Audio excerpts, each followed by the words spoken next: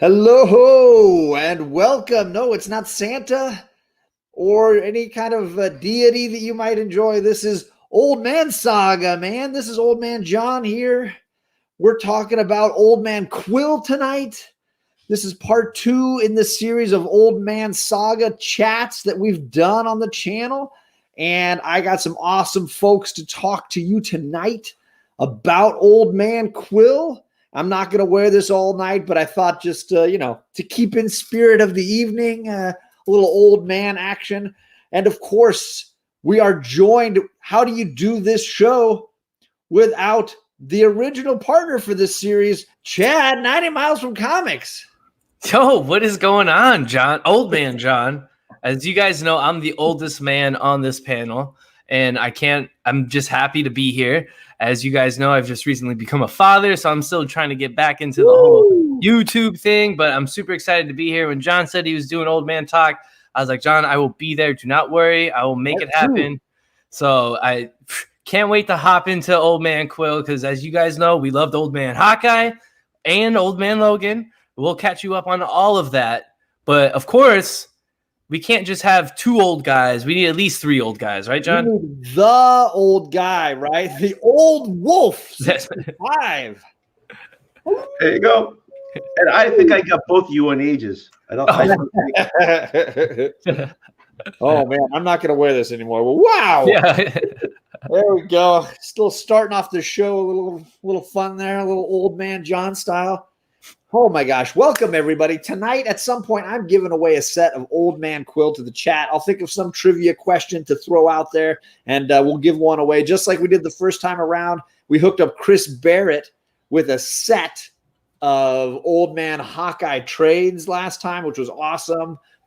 So this time I went around, just so you know, if you're looking to read Old Man Quill and you haven't read it yet, I would recommend check eBay. There are lots. You could pay a real reasonable price and get the whole run for a steal. So if you listen to the show tonight and you feel like I want to read that, bip on over to eBay and see what you can do. Or even better, cruise down to a shop. Maybe you'll find a deal going there. True. Everyone. Jabroni. So, for those that don't know, this Old Man Quill is the newest series built on a certain universe, often called the Old Man universe or Wasteland universe. Chad, when did you first discover this universe? What was your first entry point to this world? I guess like everyone was probably Old Man Logan, right? The original run, and of course that was the first introduction. And then we had all those years that nothing was talked about it. And then they kind of brought back Old Man Logan. And I'm actually reading that right now because since I've had to cut my pull, I'm reading more digitally and I subscribe to ComicsOlogy. So they have a lot of great stuff on the back issue stuff. And that, that Lemire run of Old Man Logan, which I started reading, great stuff because it's, post, I guess, the original Old Man Logan. Right. And he's like in the, in current time and all that. But no, that was my introduction to it. And one of the questions that I had, of course, was reading that was the whole Hawkeye thing. We were like, how did all that happen? And then, of course, they give us that. And that was a great read, which John and I reviewed. You can check that out here on John's, channel. I put the link to these guys' channels plus the link to that video down below so you can cruise through and click back pretty easily on that. Yeah, man. So that was really my, introduction to Old Man Logan. And then I just realized that, old man is 90, it's like everything else out there. So for all the 90-holics in the chat, I got to say it. YouTube is 90, I feel like I need a number in my name to sit with you guys right now. If you guys don't know Tony, Old Wolf 65, then you're not in enough live streams because this guy's in all the chats. He's hanging out. Chat legend, right? What is going on with this here? I don't know what's going on right here. I got hair everywhere. Okay, old man hair, bro. Come on. I'm just glad it's not the white anymore. Yeah. So, Tony, what was your first entry point into this Old Man Future universe? I came in late, so it was Hawkeye. And to be honest with you, I haven't finished reading Hawkeye. Ooh. I picked up the trade, and I read the first half. Don't see this. And I'm waiting to get I'm going to get the other half. I have to. Sure. But I hop on late. I didn't read any of the Logan stuff. Well, the good news is Hawkeye is the prequel, so it doesn't like mess you up. You're actually read the earliest incarnation of that world, anyways. Yeah, and you're probably reading it like chronologically, which is correct. Oh, there you go. Thank you very much. But yeah, I got hopped on late, and then be honest, John, you never shut up about this book, so I had to pick it up. Like, so I had to start getting it. It's good, man. And I finally read the whole thing. Thank you. Yeah, so those that don't know, I sent to make sure that Tony was here for this show, I sent him the first set of 12 issues that I found on eBay for a great price, just to make sure that Tony was here and could enjoy and chat about this with us. The original story, for those that don't know, is a Mark Millar storyline, and it was in the comic book Wolverine, and it was just sort of like an Elseworlds kind of a storyline. 67, I think, is when it starts. Yeah, somewhere in there, yeah. And then and it ended with giant size Wolverine number whatever. Yeah, but that was a cool cover. It was really cool. All the covers are great. Actually. Oh my god, that run! Great. Yeah. So. And then that storyline recently wrapped with Dead Man Logan. If you had heard, I don't know anybody in the chat, maybe last year, that storyline, they had a 12-issue saga, which I thought was great as well. And which I want to read, so that's why I'm reading Old Man Logan to get to that, because it leads to that, right? Yeah. So yeah. Because they had killed Wolverine off in our timeline, then they brought Logan into our timeline to like fill the gap, and then they've since killed off Old Man Logan. And then Quill, I would say, is probably the most standalone storyline in that universe, where we get a character coming to that wasteland's future, and we don't have to worry about knowing what happened to Logan or knowing what happened to Hawkeye, because it seems very sort of disconnected from that.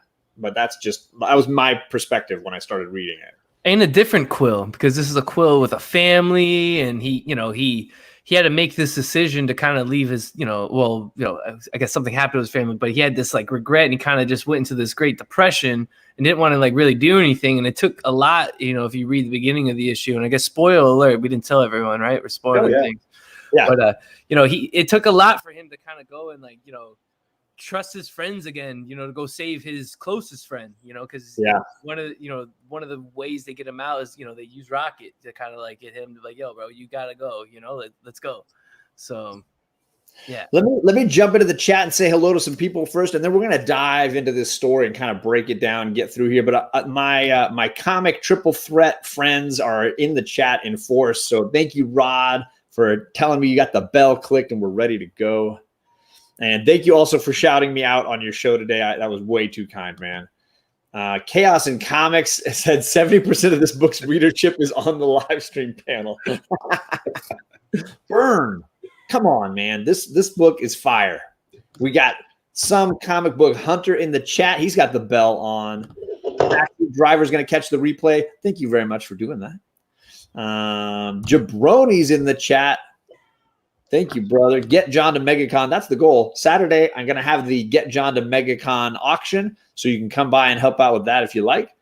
Rob Boswell is in the chat, and so is Patrick Wall. Thank you for coming by. Big word chronologically. John's going to be at MegaCon too, huh? That's the goal. That is the goal. I'm going to try to make that happen. I think I'm pretty close to the goal. I think I need just one big auction to make it a reality. Nice, man. I might have to do an auction myself to make sure that I'm there. I might have to do it. I might have to join you. That would be awesome. Yeah. If I'm not working, we'll see, but I'll keep you posted. So Old Man Quill, for those that don't know, this alternate future of the Marvel Universe involves a time when villains have won. The villains have taken over North America and divided it up into portions, and they're each sort of ruling their own piece of land. Most of our story takes place within the sort of Doctor Doom-controlled portion of the Wastelands. If you read Hawkeye and Logan, you'll see portions of land covered and controlled by Emma Frost or Magneto or Red Skull. And you'll see different ways in which this has worked or not worked with a villain in charge, and possibly what has happened to Earth's mightiest heroes, many of whom are no longer with us. In fact, I would say nearly all of whom are no longer with us. One of the things I loved about those original sagas was getting to see where people's bodies are, where they were left to rot. No, for sure. That whole map was really cool too in the original saga as well. As you know, you got to see the traveling of Old Man Hawkeye and Old Man Wolverine, so to speak. So that was one of my favorite parts of the original. Yeah, so for Tony, that original story is kind of like a road trip, right? They're traveling across the U.S. to try to get to the Red Skull within a certain period of time. So they travel through several different places, and so you get a big view of the world. Versus this one, where I feel like we're really just wastelands. We're just in one so spot. Is that the Hawkeye or the Logan? That's the Logan storyline, the original story. And then Hawkeye is the prequel that shows us Hawkeye losing his vision. Right. Not the character, but his actual eyesight. And then leading into him trying to convince Logan to go on the road trip with him. Yeah, which was cool. Like, it's one of my favorite parts. And then Logan's like, why am I going to trust you, bro? You can't even see. Right. But it's a great read. It's so much fun. And then as they, go across the country, like, it shows you the map and it shows you like where they are and like where they've been. That's, so it's cool. I mean, great read. The art is so good as well. Just, definitely. Well, and I think the universe left so many great options for story, which I also always really loved. Like they have Hammer Falls, which is basically Las Vegas, where Thor died and his hammer is just sitting there because nobody's worthy to pick it up. And tourists come and they try to lift it. And that was a great storyline that sort of set up Dead Man Logan, some great moments there. And then you've got in this one of my favorite sets is locations is the Baxter Building and the death of giant Loki, which is a killer reveal. But I guess I'm jumping ahead. Let's start with the beginning. Story. I got his family pulled up. I was gonna say if you want to. Well, with a family, it's like how the story opens up. Like you got this, younger Quill, I guess, and it's showing him and his family and stuff like that. Artwork is great as well, as much as the storytelling, and it helps. But boom. Well, there you go. Yeah. So the story begins, with a happier Quill with a family, and he's living as the ruler of, is it Sparta or Spartan or Spartex? Spartax, yeah. And sort of a position of power, a family. He's living the dream, as it were, except for the fact that there is this entity coming to destroy him. Do you want to talk a little bit about that, Chad? What's coming in to threaten his joy? Yeah. So as you guys see, it's just like his, I guess, world that he's at head of. He's pretty much like the king, and his wife was the queen. So he kind of like married into this like royal family. They're pretty much like at this galactic war, and this wormhole opens up, and they're expecting this big battle to happen. This panel right here is awesome. And this is pretty much is the start to the end of Quill's happiness, because as he starts to lose grip on like control of like I guess his leaders in the army and everything like that, and as like the planet's getting taken over and destroyed, he loses his family throughout this as well. So the reveal is like he's pulling all these typical Peter Quill tricks and maneuvers to try to get to the leader of this space fleet he's fighting, and he pulls off this amazing sort of feat, only to find out that the leader is saying, "You've lost. Like, we sent our god to your planet while you're here fighting us. Our god has already wiped out your whole planet. You're done. Right? You lost." And that's like Quill's like shock and revelation that like his family is gone, the planet's destroyed, and they call them this sort of church is led by a powerful god, and the god went to his planet and just wiped it clean. Well, he attacked because of pride, but they got him because of pride. Yeah. So I think that's what broke him. Absolutely. Yeah, for sure. Definitely. And I think that cocky attitude that Quill's always had is clearly on display here at the beginning of this story. I got to ask Tony, when I first read it, I would say issue 1 I did not like. when I first read it, and I even considered like, do I really want to read? And I loved Hawkeye. This one's not really my taste. Do I want to keep reading it? How did you feel about issue 1? I didn't mind issue 1. Hawkeye was already on the planet. It was already basically done dirty. Yeah. This one wasn't. This one, he's the king, and we're going to take the battle to them, and we're going to do it. And again, his pride got to him. He attacked, he won, but he didn't win because it was all a ploy to get everybody away from the planet. Right. I mean, it was all right. It felt very like Star Warsy, outer space battle stuff. And I'm not a huge Guardians of the Galaxy fan. I love the movies. I've struggled with the comics. Some stories I love, some stories I get bored real quick with. So for me, the beginning issue, I was like, okay, if it's going to be a lot of outer space, I'm not going to enjoy it. And then, of course, I was so wrong because the rest of the series is like raw wastelands stuff. They were just which is what I wanted. They're just giving you a little history of this type of quill, and then I guess what I love is this shot right here. Like, this is the quill we have now. Right. It's almost. And I love that you showed the panel right before this, the transition from the way the planet looked right when it was destroyed to jumping however many years later.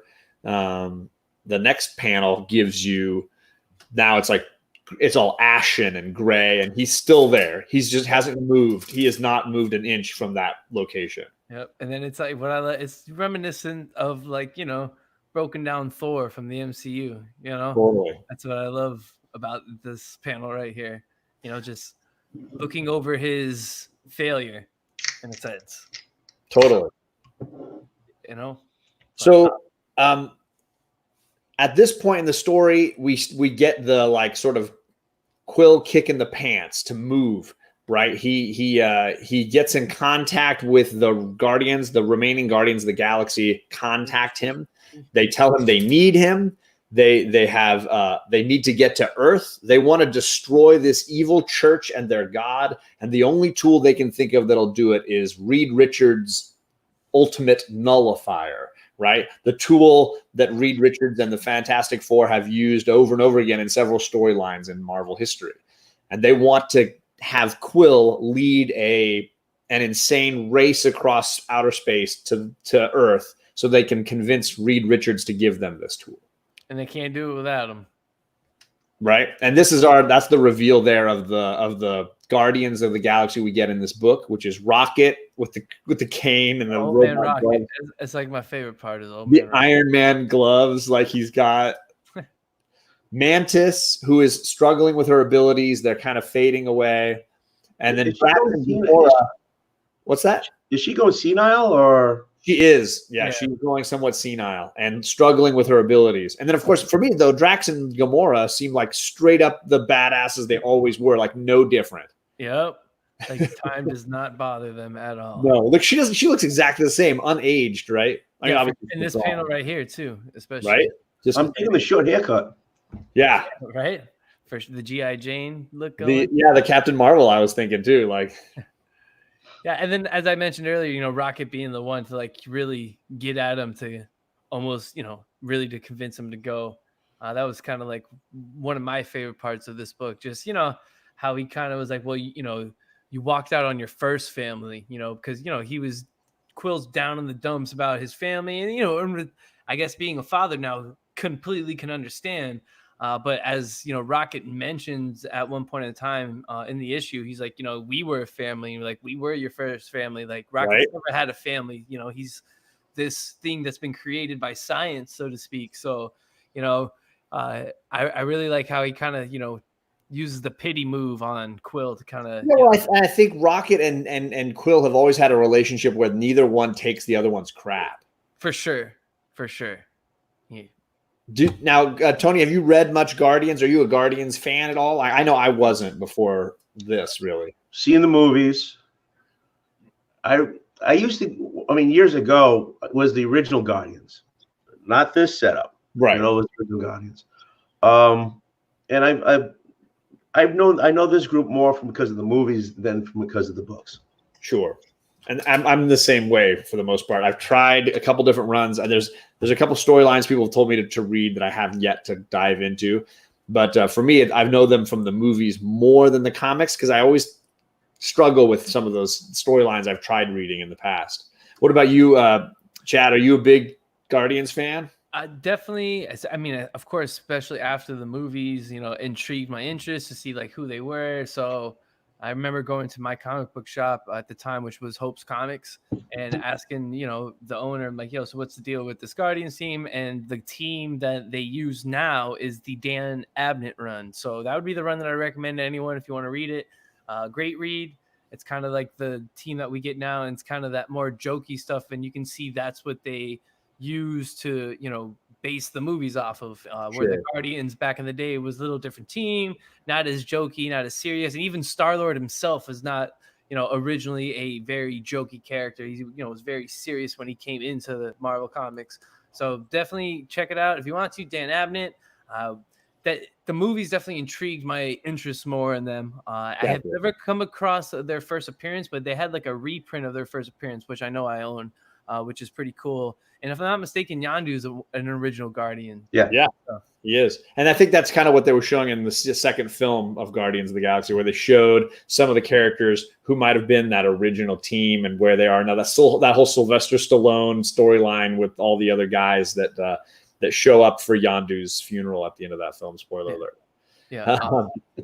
So back to Old Man Quill, most of our storyline has to do with Quill and this Guardians group trying to get the ultimate nullifier.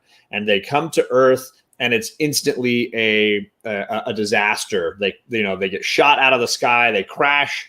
And then it's just like a hike across the wastelands trying to get to this Baxter building, and then within the Baxter building trying to find the nullifier. And what I love about this storyline is it is action packed. Like each issue, he's fighting some group. They're getting people are getting killed. People are getting the action quotient for this book is on like 11. It is. As I'm just flipping through it, you can just see they're taking on space monsters. So the first issue, you get the brood. They battle a brood trap that's sort of on the outskirts of Earth before they land. And then the second issue, you get them fighting a new version of the Wrecking Crew team, the villains that we get. You get an arena fight with Fin Fang Foom, which is that's awesome. Freaking crazy. And then this is end of issue 1, I guess. There's the Doom, the Doom statues, or the Mount Rushmore. Yeah, and it's all Doom. It's great. So, this book is action packed, and if someone who reads comics just for the action, and I'm definitely one of those people sometimes, like this is a book that meets those requirements for me. For me, reading it even the second time, or all the way through, I felt like each issue was just like so quick of a read, like just blasting through to the next big fight. Yeah, I'm with you right there. It just, I don't know. It's action packed, and once they do get to like the actual wasteland, I also like how they kind of, play with the whole, that I don't know. It had that old Western feel. You almost feel like you're watching or reading some like Clint Eastwood type deal, and then they bring in Two Gun Kid, which was cool, and how like they connected Two Gun Kid to like his great like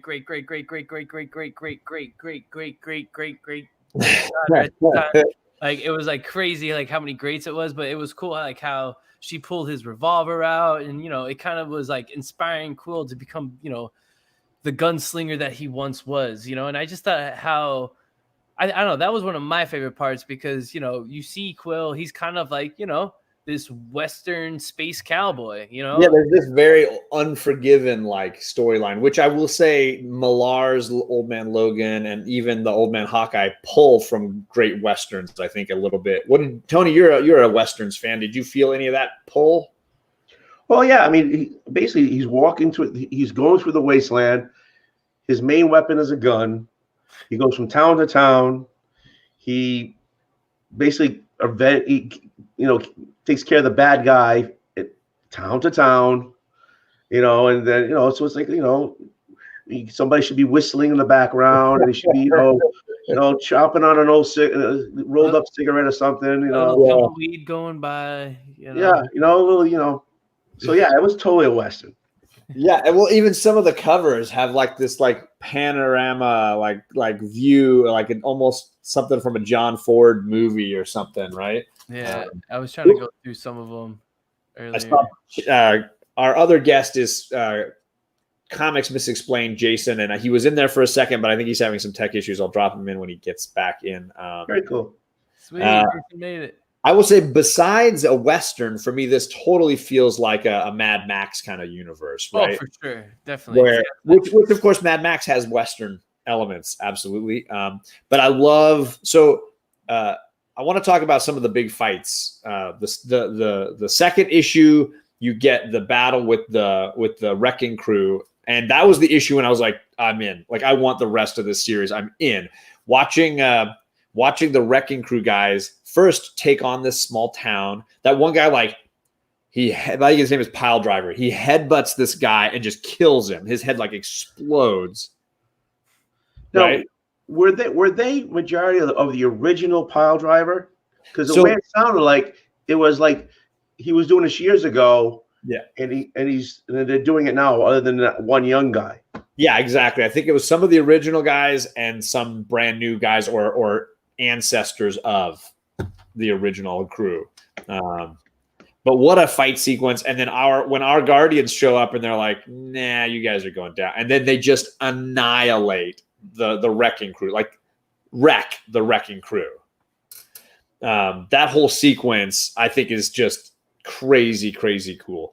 I want to get to Doom in a second. So I'm just flipping through. I'm sorry as you're talking. No, it's fine. I can actually minimize that here like this. Ooh, there you go. Yeah, and then perfect. You can pick the scene that you want.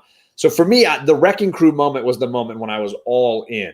Was there a moment for you guys where you're like, okay, this is a cool scene? So for me, that was, it might not be my favorite scene, but it was definitely the scene that made me go all in.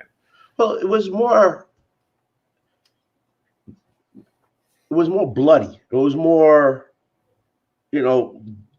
dirty, because I mean, it wasn't. They weren't holding back anymore.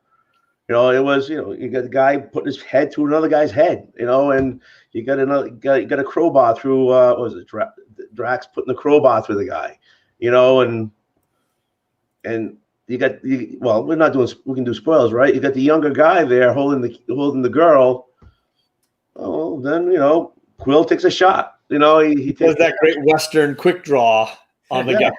Yeah, for sure. So they weren't holding back. It was dirtier. It was grittier. It was blood and guts. Not like before that was with the Brood. Okay, now everybody shoots the Brood, and but this was like actual people, and they were actually. I mean, the town beforehand, the guy's drinking out of the fountain, and there's a head in the fountain. I mean, showing that off. That's awesome. Just great panels. Yeah. So I mean, savageness of the wasteland you get to see kind of right there in that second issue. For me, what sold me the end of that last issue when I saw the Mount Rushmore of Doom, I'm like, I'm in.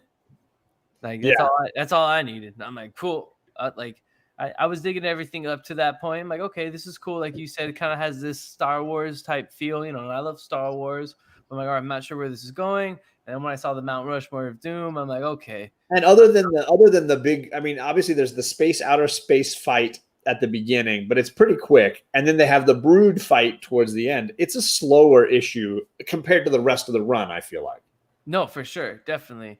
Because from after that point, from issue 2 on, it kind of just takes off running, and then, there's I guess in every comic book, there's like somewhat of a big reveal or a twist after every issue. And you're just like, damn, I cannot wait for that next issue to come out. And then by the time you get to the end, you're like, I don't want this to the end. But all good things must come to an end, right? So. Yeah. Okay. So then we've got the Wrecking Crew, which we wreck. And then we start getting these glimpses of Doom.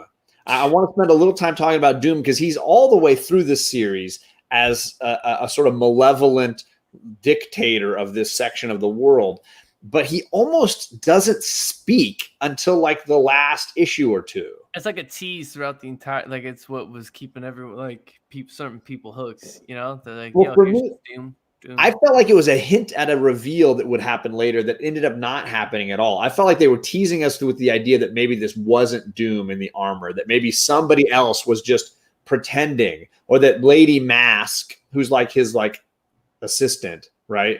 I felt like she was running the show with like a puppet dictator in the chair, that somebody that she was propping up so that she could do her bidding with whatever she want, with the face of Doom sort of there, but she could control them. Like I got this feeling that there was something else to it, and it ended up being nothing. It was one of the more, I think, frustrating things for me was I had in my own head I'd built up this like, ooh, it was going to be something big, this reveal, and what didn't end up happening. Did you guys? Was I the only one picking up on that? I mean, I guess I see that. I guess I didn't hype it up for myself. I was just like, if anything, I was not. I was not happy with like, damn, I want to see more of Doom, or I want to see more of like, them going at it with Doom. Like I want to see Doom take on. I mean, not that it'll probably be much of a fight, right? Doom versus the old Guardians of the Galaxy. But yeah, if anything, I probably wanted to see more of it. But then again, once you get to the end, you get that. You get that even bigger reveal, right? When the big man comes, and you almost can be like, oh, of course, I should have saw that coming, right? With Doom there, right? So, I had hints. I felt like I had hints of the big villain reveal for the end, when it was like, okay, it's a god, and there's a church surrounding it that seeds it everywhere it goes. So I felt like there were elements of that for me. But the Doom thing, I can't decide if it's my favorite thing that's in the book, just the way they slow burn this Doom reveal and then the Doom fight, or if it was like, oh, a missed opportunity to do something really big. It could have been a missed opportunity, to do something big. Yeah, I felt that way about Captain America and Secret Empire. I felt like I missed. I mean, I know some people like I felt like reading that Captain America run, they had built him up to be the villain. They could have used him as the villain, against at this point in time, we've seen Captain America do everything. What haven't we seen him do? Hail Hydra, become a villain, fight the Avengers, in that sense. And then they give us 2 Steve Rogers. And I was like, and I know a lot of people were like, yo, it was such a good read. But when I look back at it, I'm like, oh, it was terrible because I hyped it up for myself. I'm like, yo, it's got to be this. And it wasn't. So I can see your point there, and probably. And I appreciate from a writer standpoint not wanting Doom to talk, and he just sort of gestures, like he does a lot of like this, or a lot of like slamming his fist down, but he doesn't say anything. It's like they're not worthy of Doom's voice. That's what it felt like to me. It's like I'm not wasting my breath on these plebs over here. So, what about you, Tony? How did you feel about the way Doom is used in this story? Honest to God, to me, Doom was down here. He was just something to, hey, Doom's in charge, okay? And the hero from Horse something, whatever, is pissing him off, and he's getting all the people, up and going, and like they're becoming rebels and stuff like that. So they didn't use him a lot. I wasn't impressed the way he was. Usually Doom is like all strong. He's in there, I'm the king of whatever. And this one, he's just sitting in the chair a lot, and what he bangs the arm of the chair, like, ooh, oh my God, yeah. But that's it. I mean, they didn't use him a lot, or they didn't show Doom. So to me, he was down here, and the rest of the story was up here. Which obviously they could be setting up. I know that currently the run that's happening with this universe is Avengers of the Wasteland is a storyline that's using this universe currently. Which I hear is really good, but I got to read. I hear good things and I want to check it out as well. But because it wasn't written by this guy, Ethan Sachs, who I'm really digging, I was like, you know what? I'm not going to try it out. I'm going to save and wait. Because Ethan Sachs, for those that don't know, he's got a new book coming at the end of this month, a new Star Wars book called Bounty Hunters, which I'm like, I'm going to check that out. And that looks really good too. Right? I don't even buy Star Wars comics, despite the fact that I'm wearing a Star Wars t-shirt. I've never really bought the comics. So this was like my first time. I'm going to try out one of these from the issue 1 jump. So for me, Doom, I feel like I'm leaning towards a more of a missed opportunity, but it's nothing that detracted for me from the enjoyment because there were so many other great characters going on. So issue 4, which I've kind of got right in the middle here, is Fin Fang Foom and the gladiator battle. How did you guys feel about our poor little guardians and a mishmash of like mediocre fake superheroes versus Fin Fang Foom?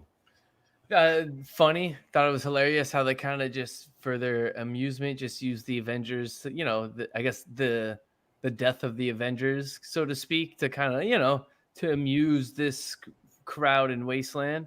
I thought it was cool that they he brought in Fin Fang Foom. I thought that was like awesome, like one of those characters out of left field. And then you would expect at the same time, like, what, Fin Fang Foom would survive or outlast all these types of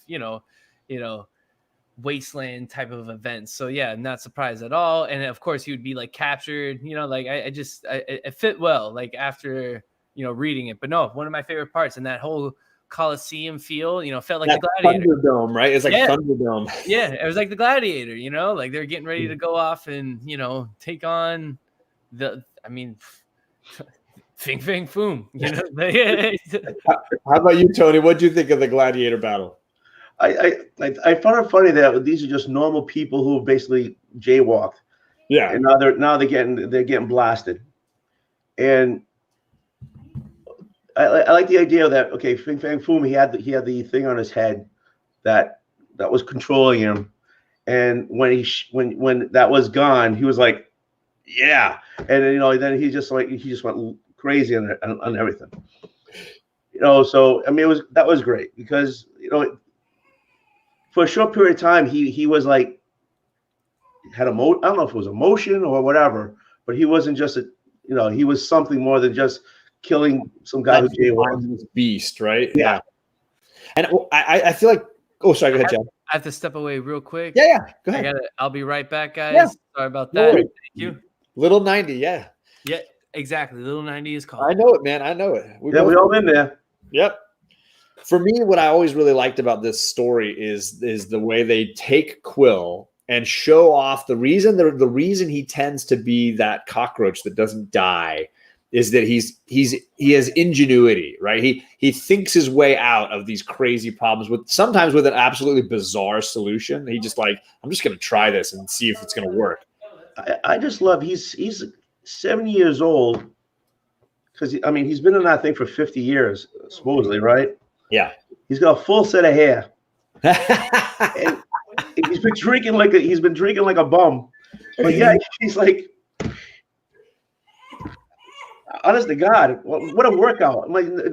It's like, I was like, that's awesome. This guy's an old man. He's like, well, and yeah, he's a character. Obviously, he has superpowers, and I think it's different than in the movies. The family, his father is not Ego in the comics. No. His father's the ruler of, was it Spartax? But there is some super abilities that come with that and longevity to life. But yeah, he's a kick-ass grandpa basically in this, man.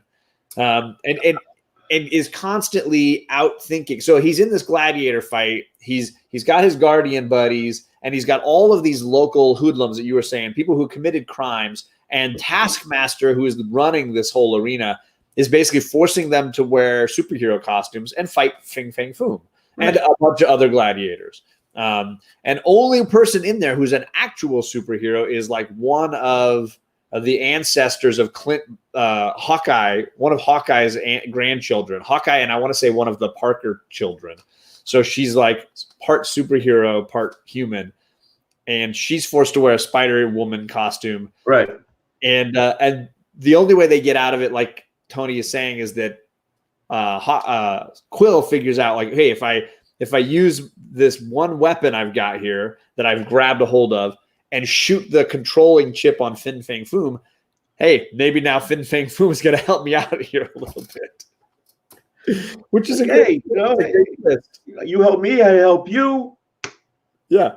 And even Fin Fang Foom is like, what do you think I'm going to do? Follow what you tell me to do now? And he's like, no, but if you want to turn on all the people who trapped you here, go for it. And Foom's like, that sounds fair. No, the spider the audience. the Spider Girl, she ruled before. She was a revolutionary who took over one region of the wastelands in the Hawkeye and the Logan run. We met her because she's an ancestor of Hawkeye. So Hawkeye visits her in his storyline. Gotcha.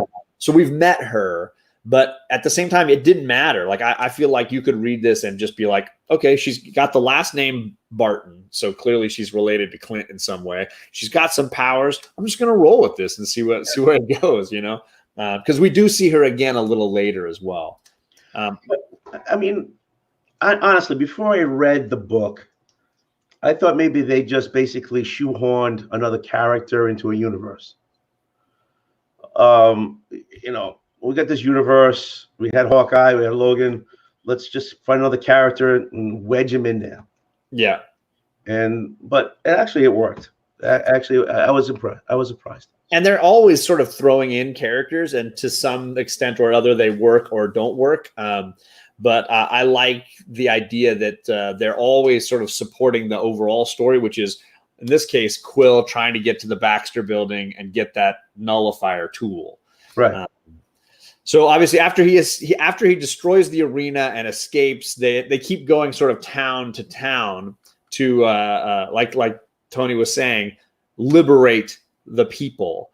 And as word starts to spread that there's this person doing this, they label him the hero of Horse Creek. That becomes the nickname of Peter Quill. And Doom is sending out his minions to stop him. We have an Avenger still alive who is sending out her minions to find him. And then we finally start having these members of the church, specifically Guardian. Where is he? I'm going to blow my screen up a little bit bigger. Where is it? Like that. Guardian here, who you might remember from certain X-Men storylines. Guardian, who is sort of... What's that? Was it Starjammers? Yeah, he was worked with the Starjammers, but he was also with the what was it? The Lilandra, is that what her name was? Lady Lilandra. And so he is sort of front running the church, and wherever the church goes or whatever they need done, he is showing up with his team, and he is there to stop Quill as well. So there's all kinds of people searching the wastelands to find Quill. At this point in the story, this is the issue when we start to have him as the savior of the wastelands, and people are holding him up as the champion. And as he's going through the wastelands, he's coming across other people. I think the next issue is the Ghost Riders that he comes across. This crew of the Ghost Riders were before the Coliseum. Oh, okay, sorry. Then. It must be some of Doom's people that find him in the other town, and they try to capture him to take him in, right? Is that what that next one is? Because this is we're going into the idea that the church is finding him. Yes. And because one is him flashing back. Yeah, we'll get. Yeah, I'm almost to that point. I just want to make sure I've gotten everything before we get to the Flash. Okay, I guess we're at the Baxter building, probably. Yeah.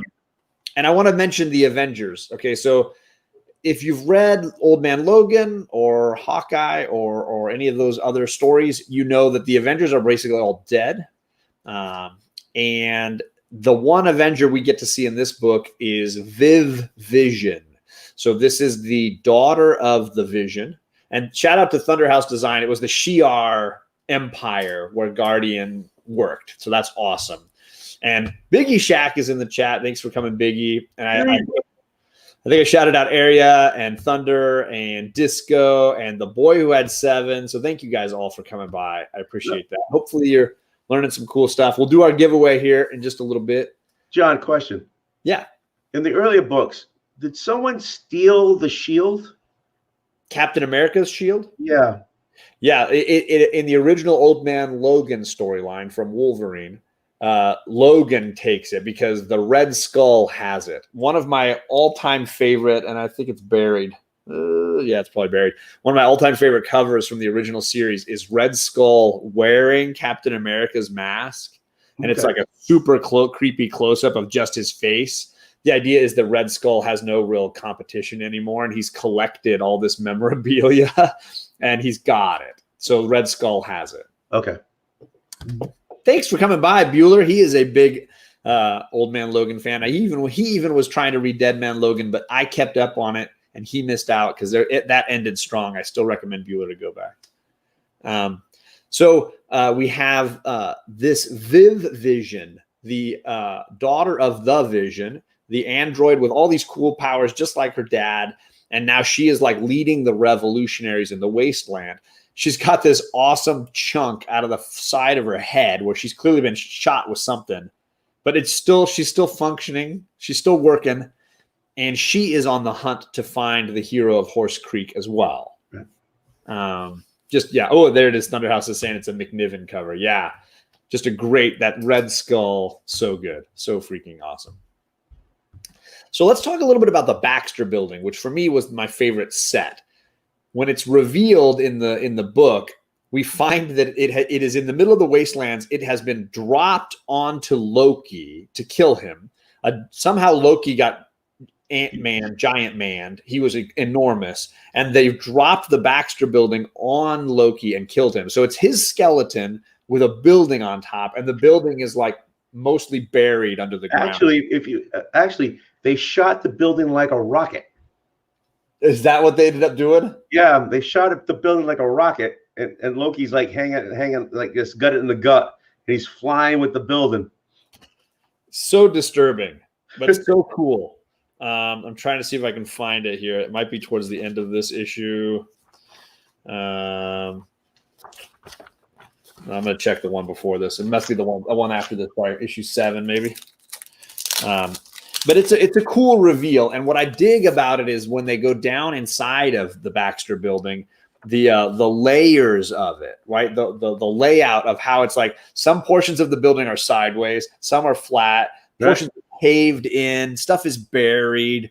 It's a really visually interesting setup. Here it is. There's Loki laid out across the ground, and the Baxter Building on top of him. Just a really cool visual. And of course, the leftovers of New York Way in the background, it looks like. So, they used the building as a weapon to kill Loki. So what did you think of the design of the way they use the Baxter Building is a huge part of so here we are, issue 7, and the Baxter Building or the Fantastic Four in some way or another are in the rest of the story, the second half. Right. What do you think of that? Well, if you're going to go for the nullifier, that's where you have to go. But are you a big FF fan? Did you like? Oh, yeah. FF lore? I mean, yeah. I mean, I like the old school stuff, and I got the drawers over there to prove it. The newer stuff, the older stuff. I like the older stuff. So. Yeah, and I felt like a lot of it was some of that older stuff, whether it was the virtual butler for the building that shows up, or whether it was Herbie the robot, which is a big part of this storyline. If you don't know about the Fantastic Four, they have this robot Herbie. It's an acronym, and I don't quite remember. If someone in the chat knows what it stands for, throw it in. Come on, Matt. I can see you're FF for life. So there he is. So Herbie is there, and Herbie is talking to Peter and trying to guide him through the building. And once Peter says, I think, a certain word like activate or something, the robot wakes up, hears his voice, qualifies Peter Quill as a friend of the Fantastic Four, and then offers to help with whatever he needs. Right. Then they descend, which is my favorite. They go into the bowels of this Baxter Building, which has been there's this huge tunnel, been tunneled out of it, and they're finding all the leftover gadgets of Reed Richards, whether it's a Hulkbuster uniform over here, or whether it's these weapons and this build, the old FF chopper, the old helicopter. I love all of that. For me, I just was geeking the whole time.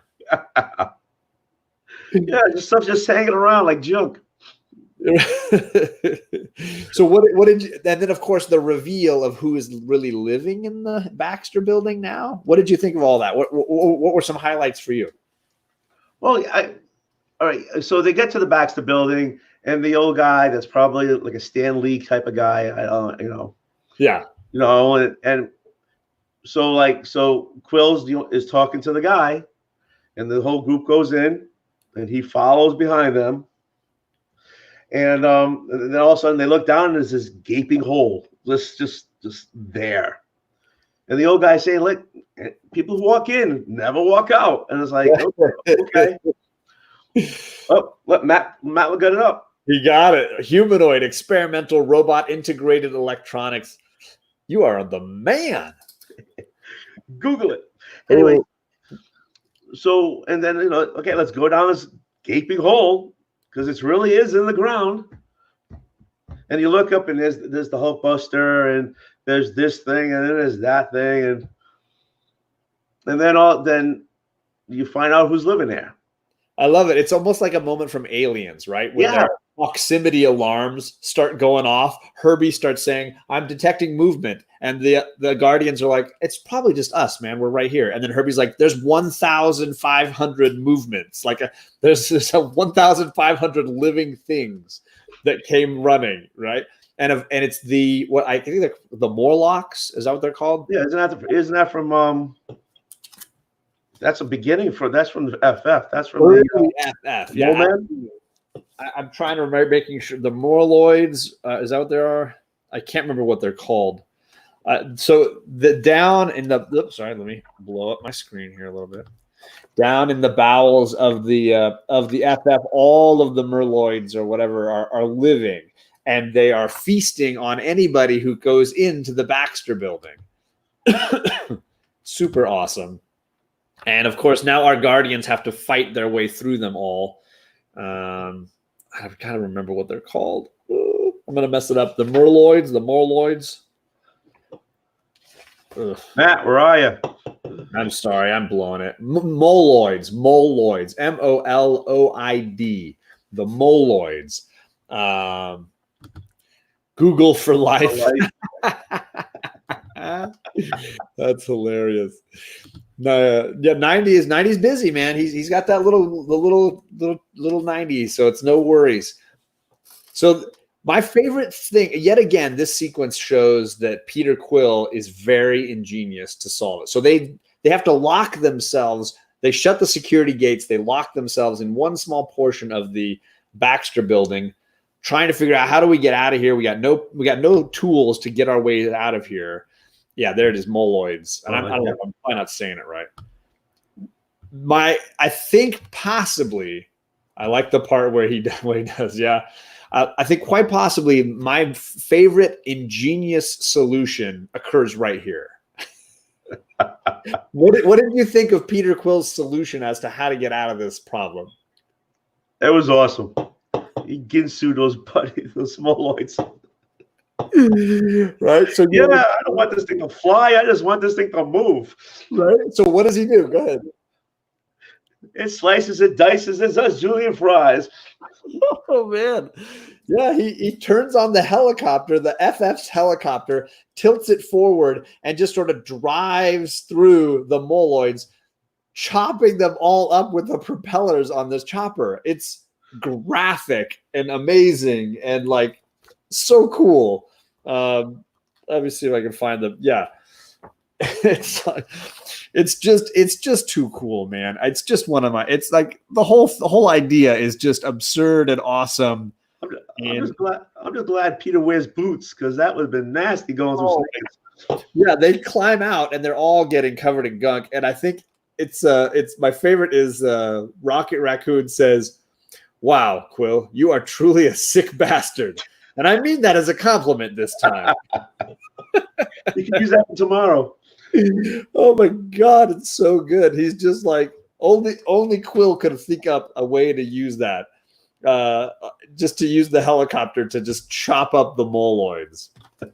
And this is a big issue. So this is issue 7. I would say it's probably the big reveal issue. They can't find the nullifier. They have to escape the Baxter building. And when they make it to the surface of the Baxter building, they are confronted by the Guardian and the church members. And the Guardian church member group drop a huge reveal on Peter. And they basically, they take away Peter's gun, they crush it. And then they say, did you really think you could stop Galactus the Divine all alone? And at this point, we've had the subtle reveal that Galactus is the god of their church, and they are sort of letting him go planet to planet, wiping them out, and they're praising his greatness everywhere he goes. But sorry, never read this series for sure, only read the first issue. So we're going to spoil, so I'm sorry about that. I decided to read back issues this week, reading Savage She-Hulk. Ooh, good for you. I want to read Sensational. I've got to catch up on Sensational She-Hulk. But I wanted this reveal where he tells Peter Quill, did you think you could do this all alone? And Peter says, wait, I'm not alone. And they basically point out to us that Peter Quill is crazy. Yeah. How did you feel about this reveal? Because I think people's joy of this story hinges on this moment. It was surprising because, I mean, the writer worked it pretty good. But then you think about it, and we talked about this before, nobody talked to anyone else except Peter Quill. You know, everything was to him, and he was the hero, and he was, you know, and so it kind of made sense after, you know, when the reveal was, because it was like, you know, I see dead people, you know, and because nobody ever talked to anybody else except him. Yeah, so the reveal is that all the Guardians are dead. They have been dead for quite a while, and Peter is just imagining that they're all there with him. That he in his head, he needs them all the time so badly. They complete him in so many ways that he is basically imagining them all the time, and they're not there. He's been doing everything up to this point all on his own, but at the same time talking to them as if they're there. And everybody around him, they're not called the heroes of Horse Creek, and nobody is talking to any of those other characters. It's really just him. And let me share this. So this leads into issue 8, where he really breaks down. And that's a great picture because it shows both sides. Yeah. So this picture, this is a scene in issue 8 where they highlight all the key war battle moments up to this point, and they show you what Peter saw versus what was really happening. So if I can zoom in a little bit. Whoa. On the left side, you can, sorry about the zigzag. On the left side, you see Drax killing the Wrecker right in the middle there. And then on the right side, you see that it's Peter killing Wrecker. It's a really cool split screen. I love this spread page with Peter coming to the realization at the same time that all this junk is happening around him. How did you like this bit? Well, he carried a lot of, I mean, reading the story, he carried a lot of guilt. Definitely. You know, guilt, well, from the beginning, because they destroy the planet, his family, the whole 9 yards, and and then you find out about, and when you see this, how he basically didn't help them out originally. Yeah. And Groot got killed in the Beholder Wars, and and then they got killed here by the church, and he didn't help them. And there's a lot of that guilt, right? Because he feels that they should have been there to help him save his planet. They feel like he should have been there to help them stop the church originally. All of that plays out in these panels when the reveal sort of happens that Quill is on his own. He has failed everybody up to this moment, and this is his last ditch effort to make it work. Shout out to Jason, ComicsMisexplained. Hey guys, hey, let's start the show. What's up, guys? Let's start the show. I'm back. I'm so sorry, guys. No, it's all good, worries, bro. man. No worries. Guys, you gotta do what you gotta do. I just had father duties, bro. You're good. Oh boy, You're good. Yeah, You're good. more important than my Don't business. worry. Yeah, I've been holding on before for you guys. Yo, bro, thank you. a bottle. We were just giving away the big reveal that Quill has been imagining the Guardians this whole time, and that he's been doing this all on his own, and that I feel like in a lot of ways people's joy for this series pivots on this reveal. What do you think, Jason? Possibly. I've never heard anyone who said that they were mad about the reveal yet, but for me, like when that happened, that was like really impactful. I was like, what? Like, no way. Like it got me, you know what I mean? It got me. It threw me for a turn. It M. Night Shyamalan'd me. And I was like, this is awesome. And then I was like, okay, well, how does that work? You know, what happened in the past fight scenes? And then they had that big double spread where it showed he was the one that was doing it. And today I read issues 1 through 12 for, the first time ever since originally, reading it.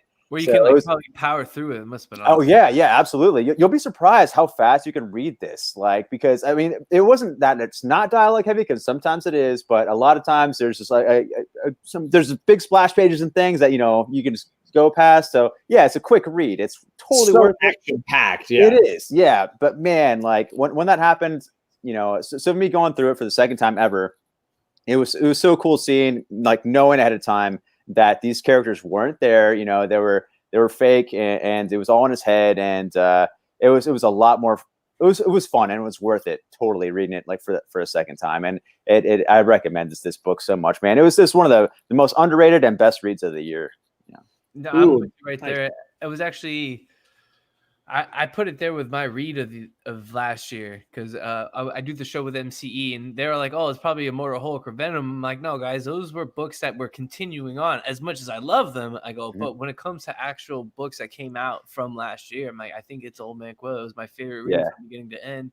I mean, like I said earlier, you weren't here, Jason, but the Mount Rushmore of Doom, that's what hooked me right from the beginning. Like, I was just like, hooked, you got me. Because there's, of course, there's 4 heads, but the one on the right, it almost looked like Ultron. He was without the hood, right? Was it? Okay. Yeah. I was like, he looks like Ultron a little bit, but okay, yeah. So what issue are we on? I would say that's about like what, 6? This was 7? Issue. I was on the reveal. The 7. Reveal happens at the end of 7. Yeah. Issue. I was just about to get into issue 8, which is like the big. Okay, then if they're all dead, how did they die? Right. Okay. So for me, for those that heard us talk about Old Man Hawkeye, when we talked about Old Man Hawkeye, the big reveal issue was, I think, issue 6, where they showed how did the Avengers all die, like what actually happened. And that was a big issue where Hawkeye has to deal with all his guilt and what he did wrong and how that led to some people he cared about dying. This felt like that issue for this storyline, where we get to see in issue 8, what is it that actually happened? Why are the Guardians not alive anymore? So what did you think of this one, Chad? Well, once again, I mean, great issue. As we're getting closer, towards the end here. If I'm not mistaken, we had a little Doom sprinkled in this one too. Yeah. I mean, I know that's not necessarily John's taste throughout all of this, but once again, like I'm just got this love for Doom. So anytime I see Doom, he's got all his Doom bots. He's sending his Doom bots to try to get Peter. We've yet to see the actual Doom in this Old Man universe. They've all been Doom bots. You know what I mean? He's the one that just sits in silence on the throne and sits down and makes gestures like, whatever. I was super curious with that one, because I really wanted the Old Man Doom to be like Black Bolt or something. You know what I mean? Like, because he never talked. And I talked about this a bunch. We mentioned earlier, was that a frustration when you got to the end and found out that it is actually Doom, or at least they're at the end, it was just it talked finally, and I was like, oh, that's okay. Well, I guess he can talk. And then I think he exploded or ran away. It was a Doom bot. It wasn't the real Doom. They've yet to show Doom. They said, oh, he's just somewhere hidden away. So I was like, oh, okay. So it felt like a part of the story they were holding back on in a big way. They were totally. Yeah, you feel like one of those end game kind of characters like Doom. He's going to be there at the end of the world. You know what I mean? He has every step, planned out. He's just one of those guys. He's undefeated. Galactus is going to be there. And now we know Thor's going to be there. You know what I mean? This is this all powerful character. So I was disappointed as to not see the real Doom and see what else he had planned, what else he was going to do. You figure like he would have been able to stop anything really from happening. So I don't know, man. But besides that, it was still worth it and still cool. What about you, Tony? Like, did you read the Death of the Avengers issue from Hawkeye? Do you remember that issue at all? I don't think I get that. I think that was in the other trade. Yeah. So then for this issue, did it feel like an important? It felt like the big, heavy, emotional issue of the run for me. Yeah, because this one filled in why he was seeing dead people. This explained the whole story and the whole guilt thing, and they're calling him for help and he's not there. So this was a piece because all right, they left this one that he's like he sees them and they're not there, but why? Why does he feel so bad? Why does he feel so bad that he sees them now? And he needs them to go to finish this, to end all this church and this what happened to make up for what happened to his family and his planet and to his team.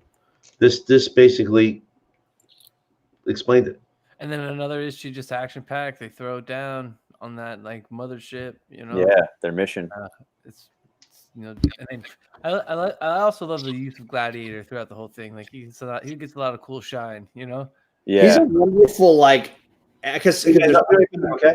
There's been comics, there's been comics when he's a good guy. There's been comics when Guardian's a bad guy, and he is such a great evil henchman in this. He's that bad guy that he's that actor who's in so many movies as the henchman you see his face and you're like, I just want to punch that guy. Yeah, exactly, dude.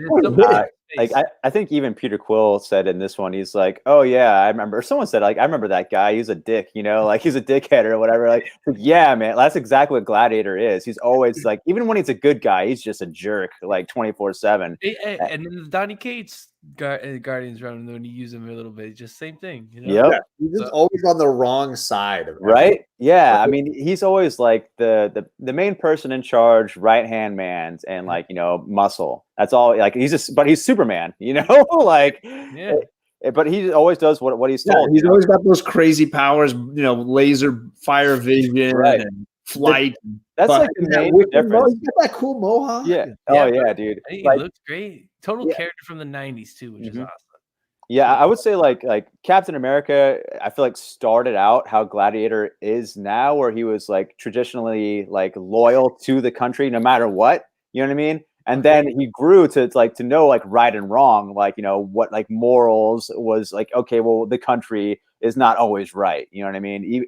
Sometimes legal things aren't always right or true, but with Gladiator, he's no, the law, he's like Judge Dredd or something. Yeah, he's very hardcore. Yeah. Biggie, if you guys don't know, Old Wolf's channel is, I've linked it down below. He's got a really cool channel. He's been showing more hauls. He's been on there a lot more. He was on Inquiring Minds. He's everywhere now. On a lot of shows. We had him on Book Club. He is an awesome member of the community. He deserves more subs, and I've linked all three of these gentlemen's channels below, along with the original episode of Old Man Hawkeye discussion that we did a while back. So enjoy that later on. I'm really close to 1K. Let's do it, bro. I just need 800 more subs. 800 more. You're right there. I'm almost at 600, so shout out to all of you guys. That's awesome. I haven't been making videos as of late for obvious reasons, and I'm still getting subscribers, and I'm like, oh, that's awesome. That rolls. I'm literally I want to say 28 or 29 subscribers away from 600. So that's awesome. Thank you guys. And if I didn't have to pay for diapers and formula, I would be doing a giveaway. But I got nothing you guys want. So it's all right. I'm giving away Old Man Quill tonight at some point. No way. I got I got an extra run. I've bought now 3 runs of this comic. But you find them on the deals though, man. They're great. So one of my local shops had a whole set for $25. It was as you mentioned earlier, you can still find these issues in your shops, guys. Go back, find them. You can find these books in dollar bins. I guarantee you it. So I bought one set just to give away to the chat tonight. I got one for Tony so he could be read up and here for us. And I'm not giving away my originals. That's never going to happen. Yeah, mine are. Well, I'm waiting for 90 to be old enough. Little 90. And I hear that Marvel might be working on like an Old Man omnibus that's going to have a lot. Oh wow, that'd be great. To have everything all together. Gosh. So that is going to definitely be something I'm saving up for when that eventually rolls around. Oh, comics on the mind. Hey, Kirk, I'm hoping for you, man. That'd be awesome. Yeah, I was gonna say there's something I want to bring up in the last issue, but we can get to that later. No, go ahead, because I was gonna move us into Hulkbuster, which I freaking love the Hulkbuster. Bro, awesome, bro. The next issue, yeah man, just awesome stuff, bro. Hold on, kind of back to what I was saying earlier.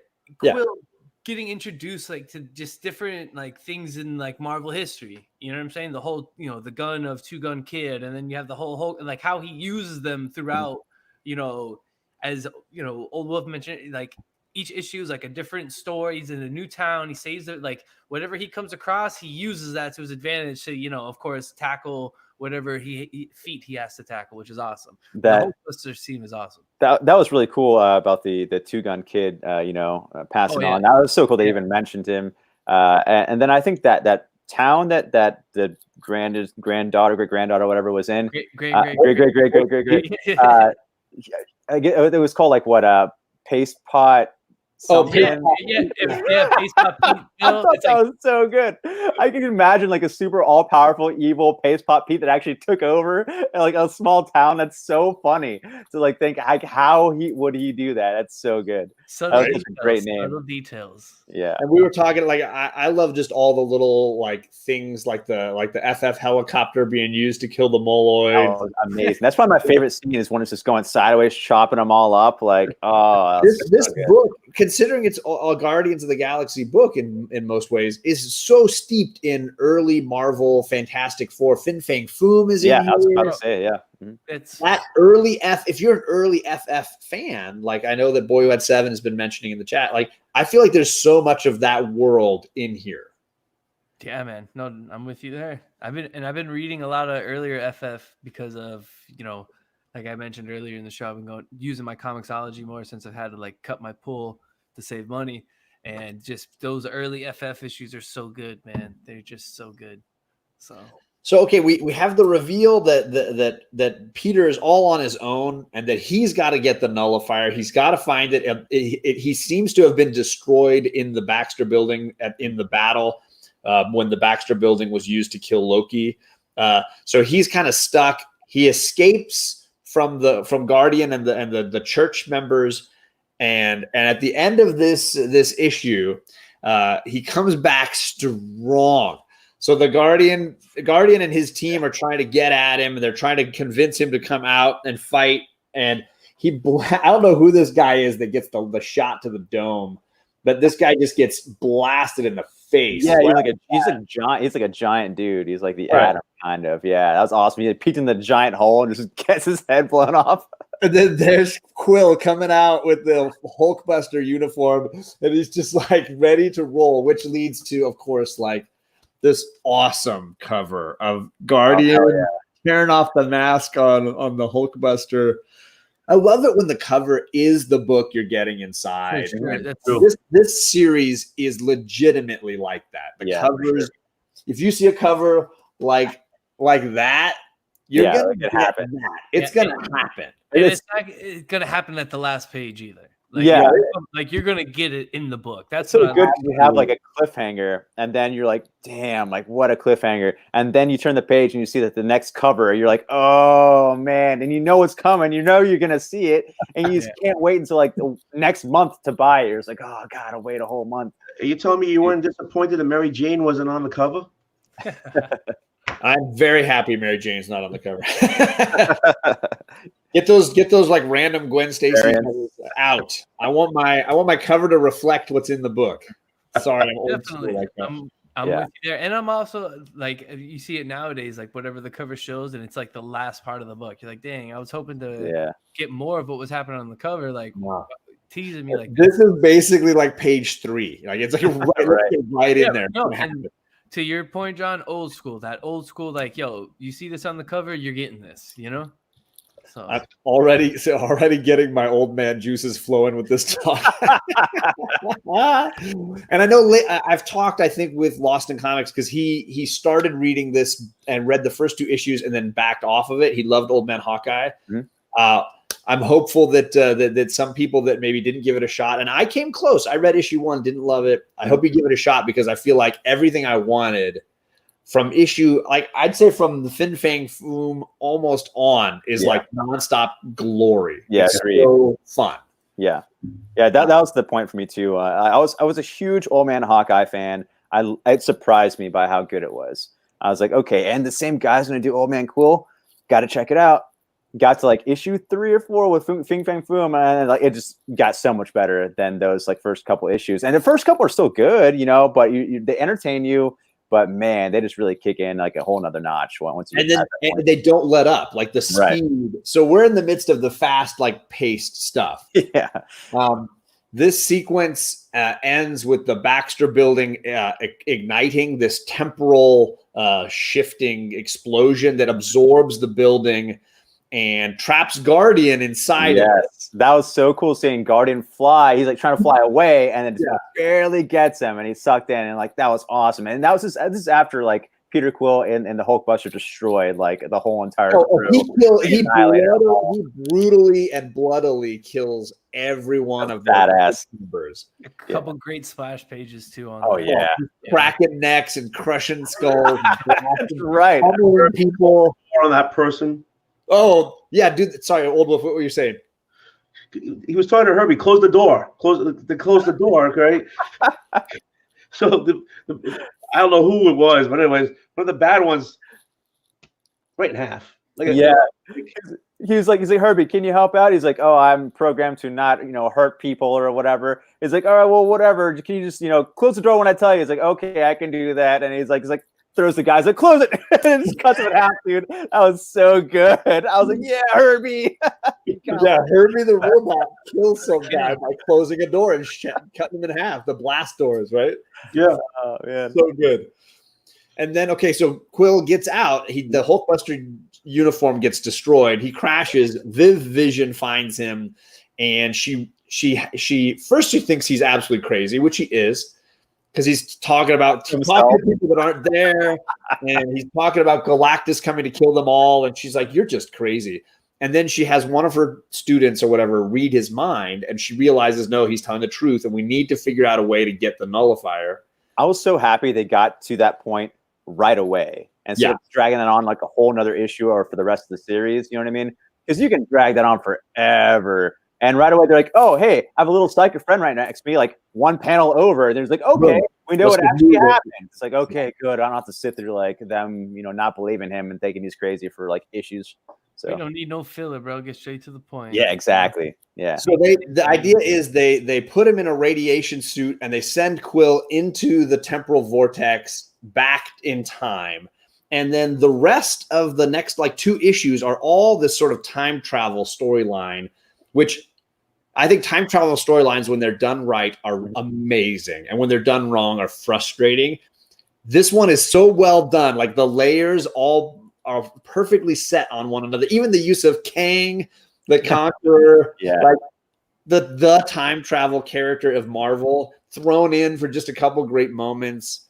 How did you guys feel about the time travel here? Let's say Tony get a shot here. What did you think of the time travel, Tony? It reminded me of Back to the Future, going to the Twin Pines. He goes in when he's in the radiation suit, and all of a sudden Reed Richards and Susan's beating the crap out of him because they don't know who he is.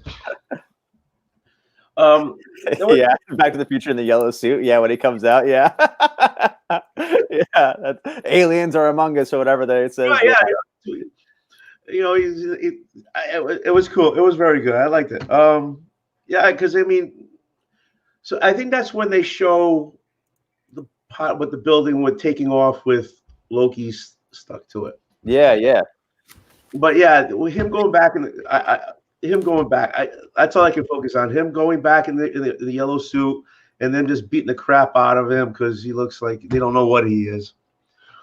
And then I guess you have like Rhino come in with Rhino with Juggernaut. Juggernaut. Yeah, the two big bruisers of the Marvel universe, right? Hanging on the door, waiting to come in. They're just trying to get through. Yeah, he's trying to catch them up. So the moment in time that Peter lands in is basically the death of the Baxter Building and the midst of the murder of all the superheroes. And he's got to somehow come into this chaos and convince the Fantastic Four to give him the ultimate nullifier. They're like one key weapon. Yeah. And of course it's a disaster, right? It just falls apart, and he loses his Herbie the robot. Yep. He loses the temporal vortex. When Kang shows up, the vortex gets shut down, so he can't get back again. The Fantastic Four there's only two left. It's just Reed and Sue, and they vanish. They disappear on him. They run off. Yeah, didn't they say they had safety protocols for the children or something like that? Yeah. So we don't quite know what happened to those kids. We don't know. That's a loose end. So that's kind of cool. But you also have that panel too when he goes, like, I guess, more into the future where they're just sitting there, or they're So that's his solution, right? So he's stuck, and he's like, I don't have the nullifier that I need. I can't get home again. I'm stuck in the past. This place is about to go down. Juggernaut's breaking down the door with Rhino, and I got to figure this out. And he's also realizing Kang is it's like choking him. Yeah, and then Kang is killing him. This part reminds me of Bill and Ted.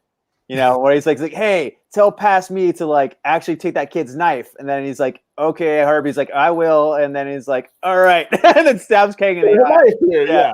Oh, man, that was total Bill and Ted for me. They lay those little moments keys, of Ted, Yeah, those little moments of he realizes this robot is the younger version of the one I've been talking to, so I can tell it things, and it will tell me things later on. Right. So there's this like temporal connection just through the droid, which he can't take the young one with him. He's got to leave it because it's got to be the one he meets 50 years later. But yeah, he pulls the knife out, gets Kang right in the eye. Yeah, and then Kang disappears. He's like, all right, he disappears in the temporal zone. And right before that, Kang was fighting, the two Fantastic Four. Reed cuts his arm off. Yep. Cuts off Reed Richards' arm. When they went to the temporal zone, I was like, oh man, are we gonna get like old man like Reed later on in the future with one arm? And then, like, well, not quite. But or to John's theory, what happens if Doom was Old Man Reed? And that'd have been awesome. Gosh, that'd have been really cool. Yeah, he turned into the very thing he hated. That and because Fantastic Four are such like a sci-fi characters, like maybe that's still a possibility. I don't want to rule that out. Well, I mean, I think Ethan Sachs rules it out. So okay, yeah. I mean, that could just be like one Reed Richards or something. This one version of his temporal form. I don't know. I'm sure Ethan can make something up to get around that. Herbie comes up with a solution for Peter and basically says they have their their time travel sled thing. Rosebud. Rosebud 3. It's powered by a piece of the time stone, and as long as the time stone piece is in the machine, you can skip around. And so it has protocols without it, I think. Yeah. It has protocols that will take him to see and find Reed and Sue.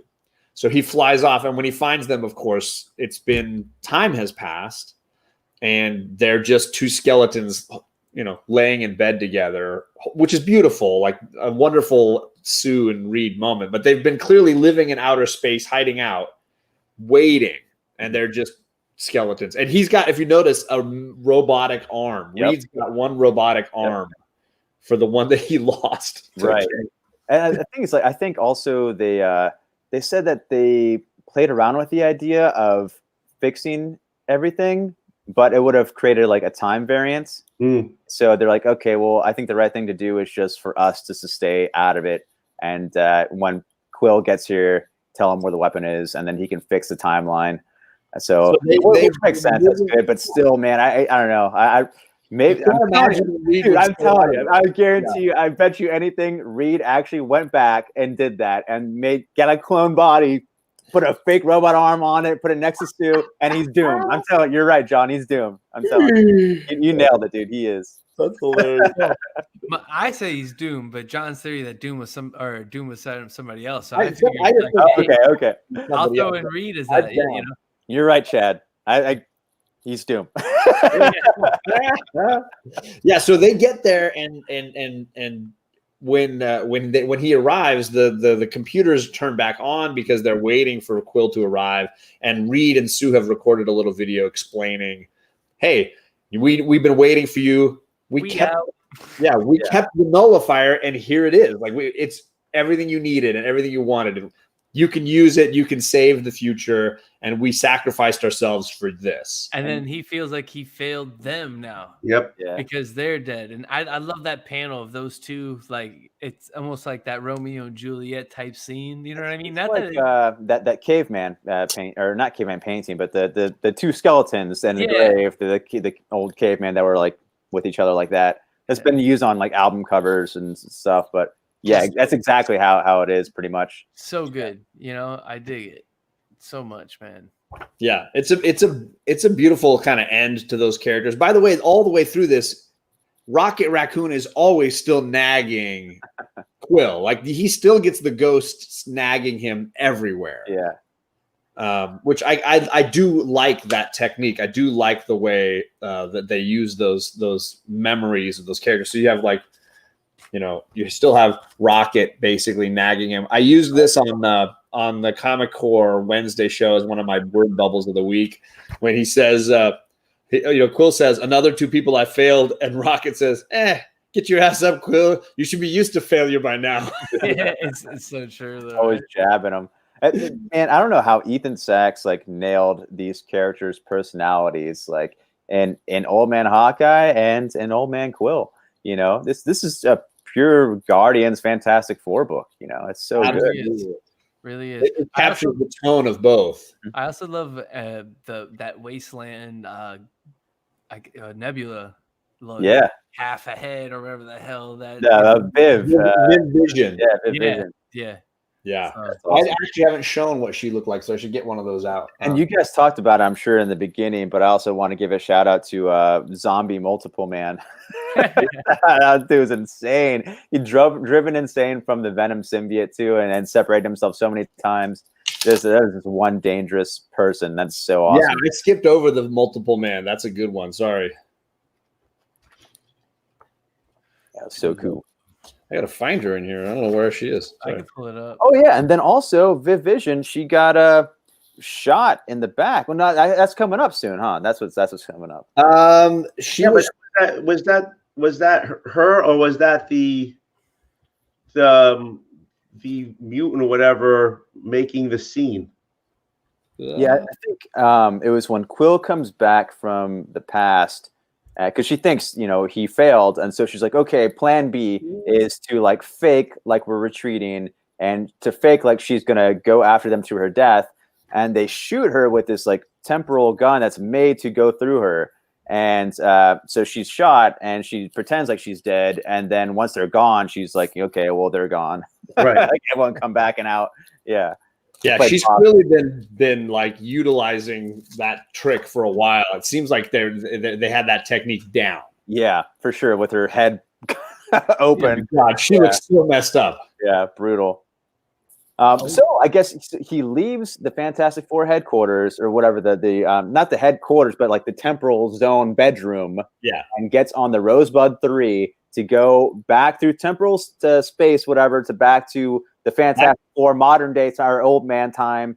And, but before he can leave, Gladiator is there. Yeah, so he comes right back into the temporal bubble where Gladiator got stuck earlier. He's like, oh no. And he's like, you figure he's all in the clear after all the suspense and all this crap he's been through. He's like, finally he's free. All right, let's get to it. And then Gladiator is like, oh no, he just smashes the Rosebud. You're just like, oh no. This things get worse and worse for Quill this whole entire series. And once you think it's over, it just keeps going down. Yeah. This is the splash page that is basically he arrives on the sled, and there's Guardian. He just crushes the whole front end of the sled, just smashes it. I freaking love that. Also, give a shout out to the Total Recall driver. The robot, yeah. I think we made a reference that it's like a Stan Lee stand-in almost. It looks like Stan. I can see that. Yeah. For me, this is like the great reveal of what the Time Stone is doing in the car, right? Because it's this tool where he can use it, but it only gives him like an 8-second window. he can jump 8 seconds ahead or 8 seconds back. So the machine is destroyed. He grabs the stone and he starts using it to fight. It's really, again, I feel like again and again and again, Quill is shown to be somebody who he's clever under the pressure, right? Yeah, he's resourceful. He can come up with some crazy solution that probably would never work, but yet somehow he's able to pull it off. Absolutely. Every single issue. Right? He grabs the time stone and he starts trying to fight Guardian, which is ridiculous. And it's a like sick, like it almost has like that Star Wars, like, you know, feel with them going at it on like the freaking, you know, speeders, like type deal. But he's punching Guardian and it's like breaking his hand. And he's like, "Ow, what am I going to do? How am I going to beat Guardian?" What did you? So what? How did you enjoy this little sequence, Tony? What did you think, man? Well, I like that he could bop around because I like the idea how he took. Again, who cares about spoilers? He took the gun, the old gun, and stuck it on that guy who was on Dr. Doom's team. Like, yeah. And he put his gun there so he wouldn't have the gun. Yeah, he stashed his weapon. He uses the time stone for all kinds of cool things. But yeah, he takes the stone and the gun and puts it in somebody's satchel. Yeah. Real quickly, and then comes back to where he was, so like nobody would notice that he was gone. Right. So when they search him, he doesn't have it. I like how he defeated Gladiator with the Ultimate Nullifier. Just because I've always wanted to see the Ultimate Nullifier in action. I've never seen what it does. And so it is totally just kind of just evaporates him, just dusts him digitally. I love, yeah. So he's battling Guardian, and you're just like, how is he going to beat this guy? He even sees that, hey, the nullifier, and then Guardian's like, I'm going to grab it. He's able to grab it, but Quill uses that time stone, bips over there ahead of him, and then he says, that's for the Guardians of the Galaxy, and he just blasts him to nothing. It's so great because his face is still there. It's you can tell he hears them or knows what he's saying while being just, you know, separated in a million pieces. So he's being nullified, ultimately nullified. So freaking good. No, I love that whole that panel, that splash you just showed right there. Just everything, just like you said. The last thing, he can still see it as he's like just evaporated. That's pretty much what the nullifier does, is just evaporate you. So I'm gonna do like the giveaway before we get to the end here. I'm gonna give this giveaway away. So I might have to go after the giveaway. No, I'm gonna be here for the. We're gonna wrap up here because we're right in the last issue. Okay, cool. So I'll tough it out. I just want to. For those of you in the chat that have been listening or that have read this book or know kind of what it's about, I'm not going to ask questions about this book because I'm hoping to give it away to somebody that hasn't finished it or hasn't read it. Instead, I'm going to ask you this question. This is written by Ethan Sachs. He did Hawkeye as well, Old Man Hawkeye. My question for you is, what's the name of the Star Wars book he's publishing this month?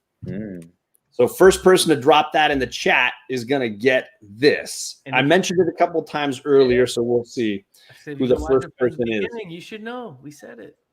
I'm super pumped for this. I'm gonna be getting this book.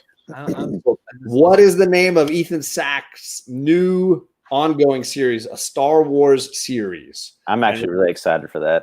Dude, I'm pumped. Hey, John, next time you send some books, use bigger pieces of tape. Yeah. These little pieces of tape. I got sausage fingers and I can't get the tape off. You use a ton of it too. Oh, Biggie! I just asked the trivia question, Biggie. He's like Arena sheet music, Cantina sheet music. What are you talking about, Biggie? There Lost in Comics. Lost in Comics. You have won the prize, my brother. Congrats, Lost in Comics. So if you're on Instagram, just give me a thumbs up. If you're on Instagram, Lost in Comics, I think you are. I think we chat on Instagram. Just drop me a line there, and I will send you a set of all 12 issues for Old Man Quill, and you can enjoy it. Yeah, Bounty Hunters. For those that don't know, you gotta read this. Check it out, Bounty Hunters, man. Boom, boom, boom. The prequel was what? Target Vader, I think. I think that's what they're saying. Yeah, but it seems like it's separate enough. It's like its own thing. Right. But I think it was like the prequel because he was like it was this awesome new character. He's just this bounty hunter, and he gets all these other bounty hunters together, and they're just constantly cheat death, and they're like at each other's throats all the time while hunting Vader. And I read like the first 2 issues. I think it's a little 4 or 5 issue little miniseries, and then it goes into this new Ethan Sachs series. I really wanted to read that ending to see how it jumps to there. But it's just so cool. I'm really looking forward to that. Yeah. Okay, so we've got Quill. He's got the ultimate nullifier. He's back in his own timeline. He's ready. Galactus is going to be there any minute. And in perfect writer fashion, it all just goes to crap. So, Chad, you want to and you're a Doom guy. You want to reveal how it kind of goes to crap on him? Yeah, Doom is just sitting there, at this point, he's just waiting for him. Because Doom sent out all of his goons to take care of the rest of the Guardians and this and that. So eventually, when he comes in, they take Quill. They pretty much just walk him to his death. Pretty much. Doom, of course, showed a little muscle as well. But Doom crushes the nullifier right there in front of him. While he's choking. I love that. Yeah. I love it because the whole series is got to get the nullifier, got to get the nullifier, got to get the nullifier. And then Doom and the other girl, the masked girl, they're like, we gotta catch this new rebel. And then he comes out and they're like, okay, we got you. This weapon you're gonna use against us, give it to us. He's like, no, I don't. I'm not gonna use it against you. And then Crusher's like, what have you done? He's like, you just doomed us all. Yeah. Oh man, that's so. And we knew Galactus was on the way, so it all leads to that last panel. You see Galactus coming, Oh, yeah. It's so good. It's like in page 2 or 3 that Doom literally is choking him out and just destroys everything, and then they pretty much take Quill. They go to hang him straight up, old school Western style, which I love too. Yeah. They're like, all right, brother, you're done. And then if I'm not mistaken, they also show. I forget whatever, I guess the head of the church, that lady. Yeah, who is basically the new herald. They do show a little Silver Surfer, and I don't want to get into. At the beginning, we got to see Silver Surfer being siphoned of his herald powers, but she is basically the new herald of Galactus. This woman, and I don't remember. Yeah, I don't remember her name either. And I guess all the accolades, the people of the church or whatever are mind controlled or mind washed by Galactus's connection to them, I believe. They just refer to her as matriarch. Oh, okay, that makes sense because that new Kate's one, he was patriarch, was the head guy. So yeah, this is her sitting there on a throne, kind of with this crazy Queen Amidala style headdress. Mm-hmm. And it's funny. How did you guys feel about the Doom's sidekick, Lady Mask or whatever? I forgot her name too, but she kept mixing up saying "I" and "we" all the time. So I kind of got the impression that she was just in control of the Doom bot. Of course, right? Yeah, sure. I think that's definitely true. Definitely, I'm with you there. All right, so then, Chad, I'm going to give you a chance to talk here, just in case you need a bit. How did you feel about this ending? Right, we've got Quill heading to his execution. He's going to get hung. We got Viv Vision coming to the rescue. You've got Galactus ready to throw down. No nullifier. You got the gun. Yeah, the gun. No, but I think one of my favorite panels throughout the entire thing is definitely the standoff that Quill and Galactus have, where you see the size of Galactus. Definitely one of the best panels throughout the entire run. Galactus is like, I can barely hear you. What did you say? Yeah, Here's tiny Quill down here in the corner. And the Quill just at this point is just letting it all go. He's got nothing to lose at this point.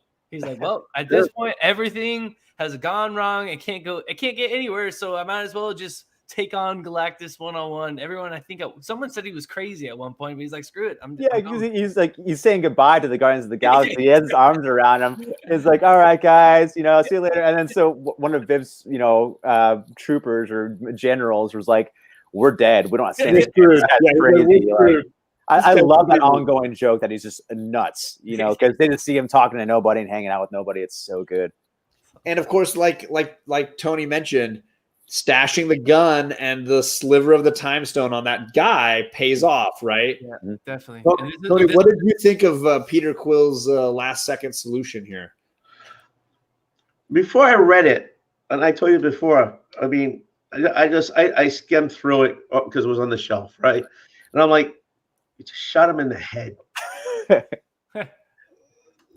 This guy's been through. He eats planets. He just got lead poisoning. He got shot in the head. But the idea that he puts and the times don't fit perfectly in the gun. Did you ever think it? Really?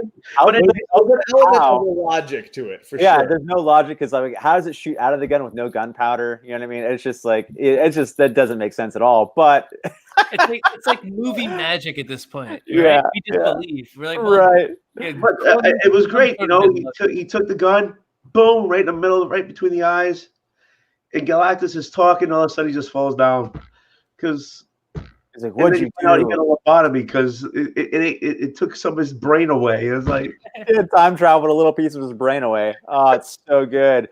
And I think it was Viv. She's like, how'd you know that was gonna do? Like, how'd you know you're gonna do like a time lobotomy on Galactus? He's like, I didn't. I saw it was shiny and just went for it. You know.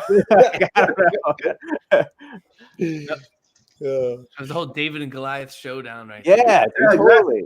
You know, it's that cover moment, right? That cover moment is it's what you get here at the end, and there's a lot more going on here, and there's a lot of setup to. I mean, you get some great characters coming back here at the end that I'm not going to spoil the very end here. Oh yeah, man! One of my favorite characters shows up there. One of those at the end, you know. They do a fun little like capture the moment of Feel of the Guardians here at the end. For me, like it was just another great moment showing Peter Quill doing something batshit bonkers to try to come up with a solution in an impossible situation. Mm-hmm. Yeah, right. I'm trying to remember who it was that said it's during the few last pages, and they said I think it was Quill. Someone was talking to Quill, and they said, oh, you know, I thought you were going to be our savior of the earth or whatever. And he's like, no, I belong in the stars. This planet belongs to like, you know, these new heroes or whatever. But it shows when on that little panel, they said that in the panel, it was the young Hulk and the female Thor before she was Thor. I thought that was really cool because I totally missed that the first time around. So this time on the second reading, I was like, "Oh, that's the new book that's on right now, the Avengers in the Wasteland or whatever. What's new one called? The Wasteland? Avengers of the Wasteland. Yeah. Avengers of the Wasteland. I heard it's good. I haven't. Right there, exactly. My destiny lies up in the stars. This planet is going to have to find the savior somewhere else. And then just great shot right here, great panel, and a great way to end the book. I won't show the last page because the next one's the last page. The new crew. Yeah, we won't show that, but I just love how you get this, you know, awesome, you know, jetaway shot, and then my favorite row right back to the beginning. They also another like little loose end that shows up also in the Avengers of the Wasteland. From Old Man Quill, you notice that Captain America's shield disappeared. You remember that one little section, and then he's in Avengers of the Wasteland. And so that's just so cool. I love just how things just come full circle. Everything's connected. You know, it's like I'm reading the Hickman universe. There's a plan, and he follows through with the story. And it's going somewhere. Yeah, it's going somewhere. Yeah, there's a plan. You know, it's so good. And because like we had the prequel, you know, we had the regular story. This is, you know, the future sequel. It ends on a cool note where it's like, okay, well, we could get more. You know, I mean, we already have Avengers of the Wasteland, but still, it can come to like see what happens in the space story. You know, we got some cool characters that he's teamed up with now. And then they also, I mean, the last page, as John mentioned, which we won't go to, but they definitely left an open ending. Mm-hmm. You know, they didn't. I mean, this story concluded, right? You know? But that doesn't mean that what Jason's saying is like we can't go back to it. You know, and we can't see what the next thing is in this Wasteland. I gotta read this Avengers Wasteland for sure. Yeah, I read the first issue. If it had been Sachs, I would have bought it. If it had been Sachs, I would have bought it right off the rack. Me too. Yeah.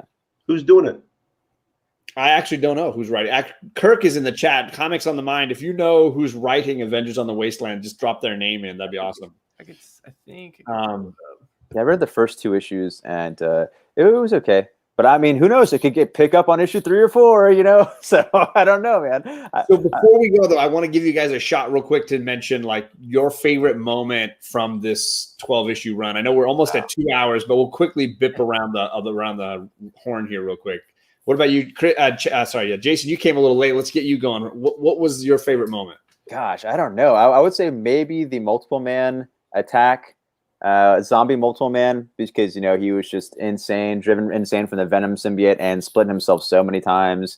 I really loved seeing him in Old Man Hawkeye, and so it was just cool seeing him again. It was a nice surprise. I didn't expect it again. Fing Fang Foom battle was incredible, and with the Old Man Taskmaster, he's kind of head of the little Roman arena. And then he gets attacked by the Venom T-Rex at Which the is end. hilarious. Yes, dude. There's so many great moments and great throwbacks, great callbacks. It's I don't know. There's so many good points. Harry says it's by Joe Rapolo. No, it's Ed Bryson. Oh, Ed Brisson. Okay, cool. Okay. I like that guy. Yeah. What about you, Tony? Did you have a favorite moment in this that you were like, oh my gosh, this is amazing? Well, we've talked about it when the Wrecking Ball, the Wrecking Crew. Yeah. Because that's when I started picking up. Yeah. We talked about, the first issue or whatever was kind of like, okay, he got taken, planet's gone, he feels sorry for himself. He's just, he's drinking his drinking, and then they took on the Brood, and then they landed on the planet, basically. There's a lot of setup, yeah. Right, and so then the Wrecking Crew was the first time when they really start doing some work. How do I live up to my great-great-grandfather's legacy? Yeah. It's like, how do I tell him his father was a nobody when he's about to die? I just want to tell him. But for me, that's when the story picked up, and that's why I like it. Sure. All right, then Chad, what about you, man? Favorite moments, hands down, have to be Fing Fang Foom for sure. Definitely, the Two Gun Kid. I loved how that was played in. Overall, like I mentioned earlier, I loved the whole just like old Western feel. And then, I mean, I guess honestly, like using Kang and using Galactus, like how about just the use of all the villains, like being able to see all these great villains that we all kind of love, and that was definitely and then that panel, like I said, the showdown was once it got to Galactus and him right there, just dude, and we know Kang's not done for. We know Doom's not done for. Yeah, man. Maybe we have that time-altered Fantastic Four, Mr. Richards. That's Doom secretly. So overall, man, just great read. I want more of this, Wasteland, and I'm gonna read those 2 new issues of Avengers of the Wasteland for sure. Nice. So, man, overall, I loved it. John, thank you for having me on. This again, bro. This is Chad. Always good awesome. seeing you, buddy. Jason, great to be on. Dude, Lil Nighty, we got to have him on Kids YouTube. Little Kids YouTube is Lil Nighty. All right. Yeah, for sure. I mean, all I know is YouTube is not ready for the day that the little powers, Little Shaq and Little 90 team up. You know what I'm saying? Yeah. So it's like Super Sons. Wrap up and ready to go. Yeah, that'd be like Super Sons, exactly. So, like I said, all 3 of these guys' channels is linked down below, including the the Hawkeye Part 1 storyline that we broke down as well. I'm sorry this took almost 2 hours. Thank you guys. I'm sorry, I'm really late. Yeah. Thanks for having me, John. Thanks for letting me take care of the little guy and come back. It worked out perfectly, man. Get out of here. John, thank you for sending it. I appreciate it. I'm glad it worked out so well. And I'm super pumped that you enjoyed it, man. And shout out to Lost in Comics. Congrats, brother. Yeah. Coming your way, bro. Lost in Comics is great. And I got your IG. Good. Yeah, I'll hook you up, brother. So everybody have a great night. I got a bunch of stuff happening this week. I'm on with this guy tomorrow night on the Comic Core channel. Then I'm reading Strange Adventures with I Got Issues on my channel. I'm excited to read that, dude. And then on Thursday night, I'm finally starting Harry Potter 3 with my daughter Charlie, so you can listen to our little first chapter read through of Prisoner of Azkaban. Friday night, I'm coming back as the Hunt cover champ. Yeah, Jack was just saying that. I'm gonna throw down on the Hunt. Man, y'all are lucky that YA290 is retired right now. I'm gonna show Chad a little sneak preview when we get off air. All right. And then on Saturday, I got my auction because I'm trying to get to MegaCon, so you can come and buy some good books, get some good deals, slabs, raws, whatever you like, runs, dollar books. We got it all. So that'll be Saturday. Thanks, everybody, for coming by. Thank you. Have a great night. Guys.